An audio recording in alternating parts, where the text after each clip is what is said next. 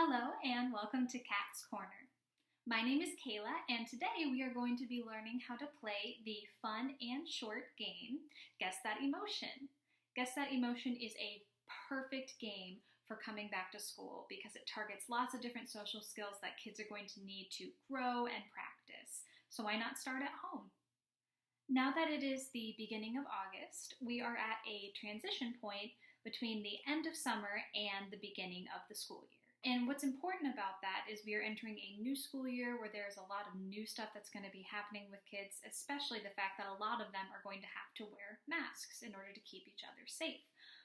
So this version of Guess That Emotion is going to be Guess That Emotion Mask Edition, where we incorporate wearing face masks as a way to practice, how they feel on your face, what you can do with them, and what other people look like with face masks.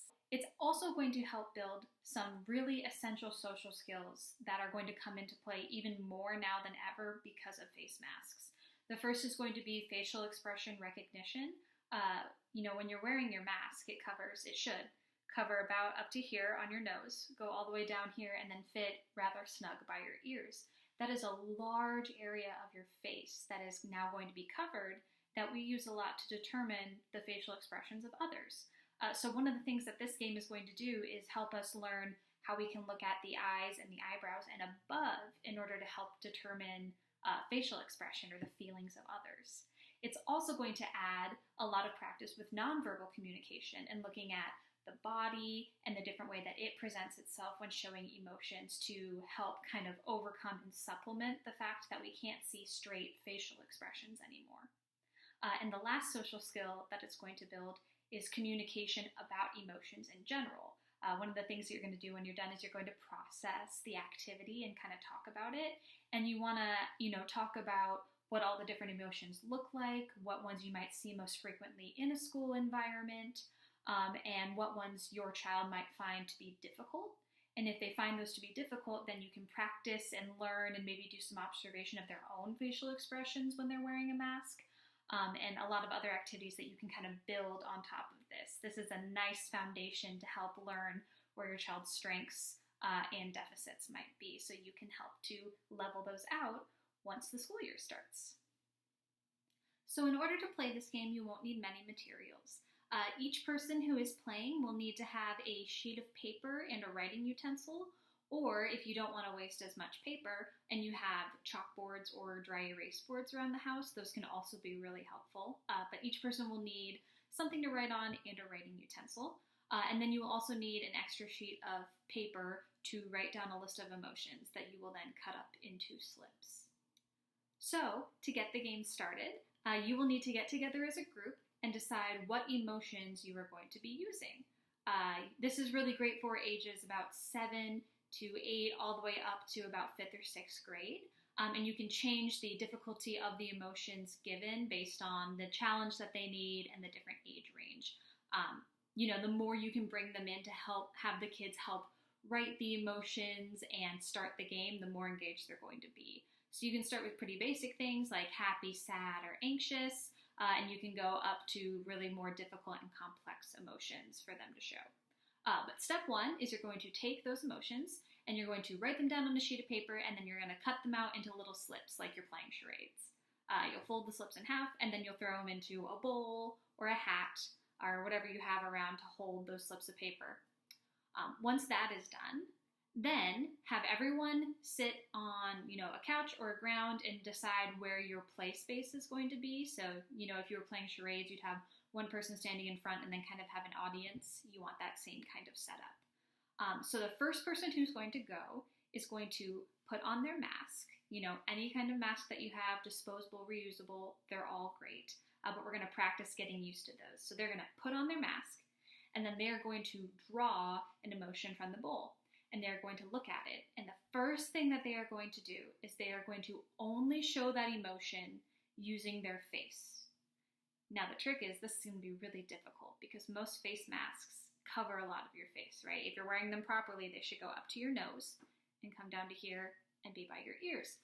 And so it's going to cut off pretty much everything but the eyes. So step one is always going to be a challenge. They're going to show the emotion using only their face.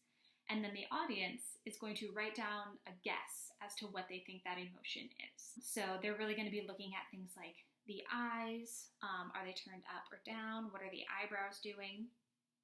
And then once everyone has their guess down, you can have people kind of share their answers if they want so far, but tell the person who's acting to not give anything away. Because the next step is that they are then going to show the emotion with not only their face, but their bodies. So they can move, they can hold a pose. If they're angry, they might hold their fists like this. If they're excited, they might wave their arms up in the air. Any of those kinds of things. And if you want, you can add dialogue. For younger kids, it might be easier to add dialogue so that you can have those extra cues. But for the older kids, it's really smart to stick to nonverbal because then they really have to analyze the different behaviors that are happening. So once everyone sees the second step of that same emotion, then they can write down a new idea of what they think it might be. And then, shout it out, guess, have the person who is acting say, yes, that was correct, you got it.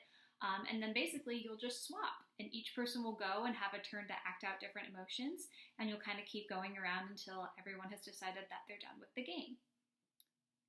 Something that is important with this game is you have to process in order for learning to occur. And so after, every round, or if you don't want to do it that frequently, you can do it at the end.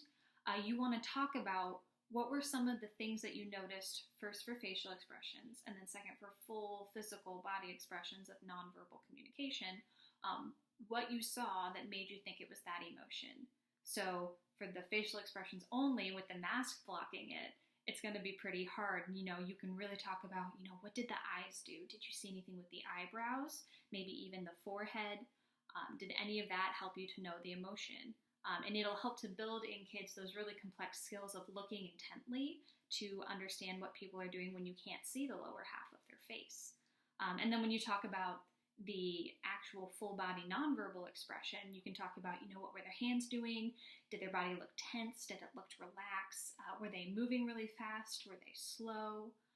And all of those things can help to build onto, okay, now when you pair the face, the eyes and the eyebrows, with the physical expression, how does that enhance your understanding of the emotion? Did it make it more difficult? Was it easy?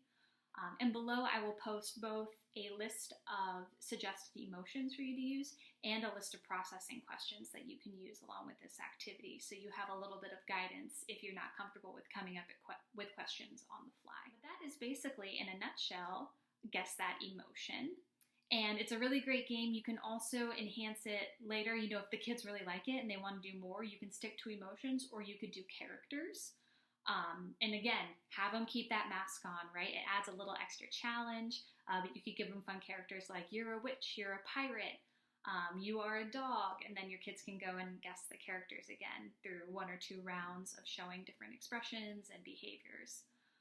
So this is a really great one. It builds those social skills. Kids are going to learn, when they go back to school, what to look for in their peers. They're going to know they might need more open communication. They might be more aware about how others hold their body and how they themselves hold their body. And then they learn even more about how you can communicate through the eyes and the eyebrows and the forehead when you are close to someone, but you both have masks on and you have that extra added challenge. So I hope you enjoyed this short video of an activity that you can do with your family to both get used to masks, build social skills, and get ready for the upcoming school year. I know that, everywhere plans to get back to school are very difficult. Every school is doing something different. And it is wonderful, whatever thing that you choose, because you know best for your children and you know best what they need. And so just doing these activities, encouraging them to wash their hands and respect others and to wear their masks, I really think that we can improve the learning environments and do what's best to help beat COVID-19, but also get everyone back into a routine and learning what they need to be learning. So I hope that you let me know how this activity goes. If you have any questions, drop some comments, let me know. If you want more activities involving masks and to kind of target the school year, keep checking back every week. Follow our blog, like our page on Facebook, our YouTube channel, our Pinterest page, and everything like that. And we will keep posting some activities to help normalize some of the things that are going on around us right now. So have a great rest of your day and have fun playing the game.